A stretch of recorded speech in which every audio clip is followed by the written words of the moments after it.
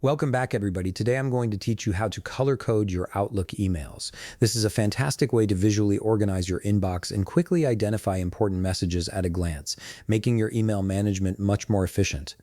First things first, you need to open your Microsoft Outlook app and log into your account. Once you've entered your credentials, give it a moment to load all your emails.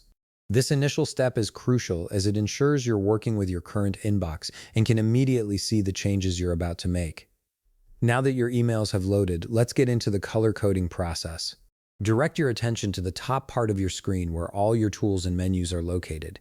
You'll want to click on the View tab. This tab is your gateway to customizing how your emails appear and organizing them in ways that suit your workflow best. Once you're in the View tab, look for the View Settings option, which is represented by a gear icon. Go ahead and click on it. This will open up a settings window that gives you access to various display and formatting options. From this window, you need to click on Conditional Formatting. This feature is what allows you to apply specific color codes and formatting rules to different types of emails automatically. When the conditional formatting window appears, you'll see several categories and types of emails already listed. These are predefined conditions that Outlook has set up for you. To start color coding, simply choose any category from the list that you want to customize. For example, you might want to highlight all your unread emails in a specific color so they stand out immediately.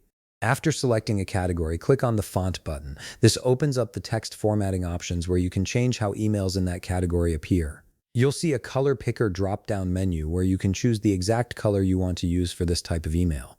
You can also adjust the font size and style to make them even more distinguishable. Once you've made your selections, click OK to apply the changes. You should now see the color code applied to your emails in that category, making them instantly recognizable in your inbox.